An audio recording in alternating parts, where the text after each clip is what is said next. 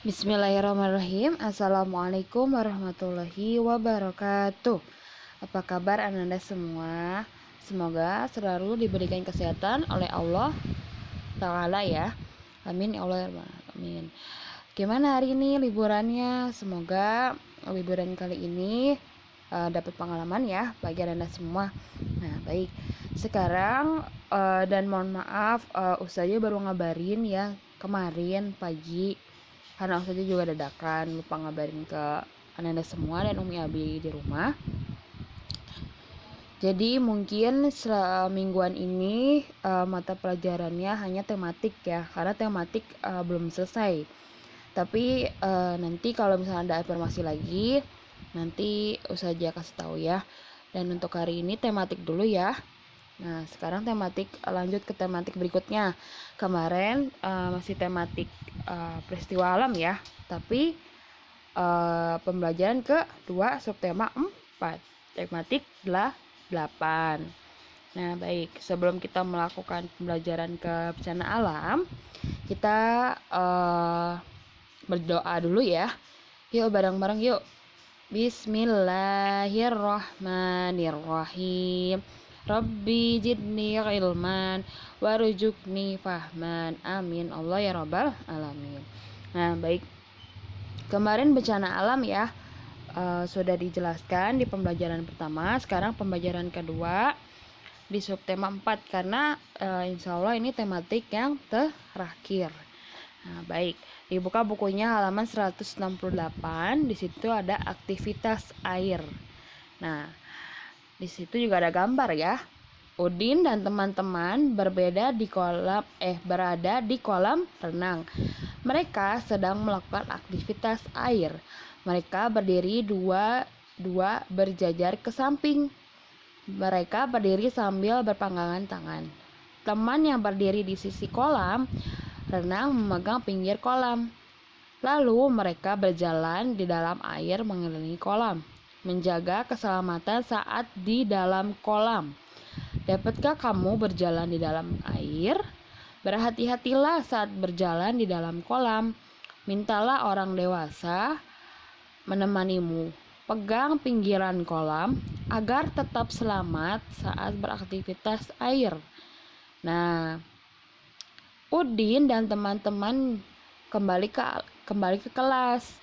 Saat di kelas mereka membaca berita tentang bencana banjir. Jadi aktivitas air itu ketika Nanda semua sedang di dalam kolam gitu, atau sedang berenang gitu kan. Kalau misalkan berenang mah berenang aja gitu kan. Nanti kalau misalkan ada liburan lagi terus Anda berenang, coba ngerasain seperti yang digambar ini ya. Nggak usah dicontohin, nanti aja kalau udah ada liburan lagi ya, liburan sekolah. Nanti misalnya Umi atau Bunda atau Ibu, Mama, aku mau ke kolam renang, aku mau nyobain kemarin, bener nggak sih aktivitas air itu ada gitu ya. Karena aktivitas air itu beda-beda. Jadi kayak kita misalkan ngelihat banjir bandang atau tsunami itu beda lagi ya aktivitasnya gitu, karena aktivitas yang aktif. Nah, kalau yang di sini di buku itu aktivitas air itu kayak biasa di kolam gitu. Di kolam juga aktivitasnya ada. Apakah kita bergoyang-goyang atau hanya diam saja mengikuti badan kita, kan gak mungkin ya.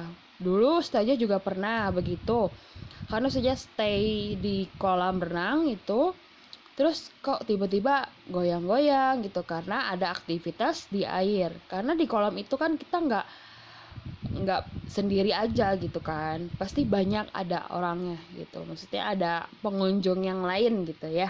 Nah baik, selanjutnya di halaman 169 itu ada teks bencana banjir. Udin dan teman-teman kembali ke kelas. Saat di kelas mereka membaca berita tentang bencana banjir. Bacalah berita tentang bencana banjir di bawah ini. Yuk bareng-bareng yuk. Bencana banjir. Banjir menggenangi rumah dan sawah. Penduduk mengungsi ke tempat yang aman. Mereka membawa sedikit persediaan makanan dan pakaian. Setelah beberapa hari, persediaan akan habis. Persediaan air bersih tidak cukup, penyakit pun menyerang. Syukurlah bantuan segera datang. Makanan, pakaian, dan air bersih sudah tersedia. Dokter siap menolong, lengkap dengan obat-obatan. Nah, bencana banjir itu sulit ya, maksudnya bukan sulit bencana gitu dari Allah gitu, ujian gitu untuk umat manusia. Nah, gimana cara mencegah dengan bencana banjir itu? Kita nggak boleh buang sampah sembarangan, terus makanan-makanan instan dikurangin, atau makanan yang misalnya Nanda semua tuh pengen jus, Bunda, Umi gitu, atau Mama pengen jus. Nah, sebaiknya kita membawa tempat minum ya, agar mengurangi sampah di seluruh dunia, seluruh Indonesia ya, kan kita di Indonesia, karena di Indonesia maupun di negara lain juga banyak sampah yang nggak bisa didaur ulang atau nggak bisa udah dicap lah, sampah itu tuh kalau kita bisa didaur ulang kita daur ulang, tapi kalau kita nggak bisa ya susah ya, saja juga bingung. Nah, di situ belum ada kebijakan. Mungkin ada sebagian komunitas ya yang seperti kita mencegah banjir itu seperti apa gitu, pasti ada kayak sampah harus daur ulang, kita makanan yang tadi saja bilang, makanan instan itu harus dikurangi gitu ya Nanda semua ya. Selanjutnya di halaman 170. Nah, di situ ada percakapan ya. Terus di atas juga ada nih, ayo mencoba, sudahkah kamu membaca teks bencana banjir? Nah, nanti dibaca dulu ya teks bencana banjirnya. Ajak temanmu membaca bersama, buat kelompok lalu diskusikan. Tunjukkan ungkapan terima kasih berdasarkan teks itu. Teman yang lain akan menanggapi ungkapanmu. Nah, di teks ini ucapan terima kasih ya. Yang pertama itu, ini ungkapan terima kasih dari kelompok kami. Bagaimana menurutmu? Terima kasih dokter, sekarang kami tidak sakit lagi. Yang kedua, betul itu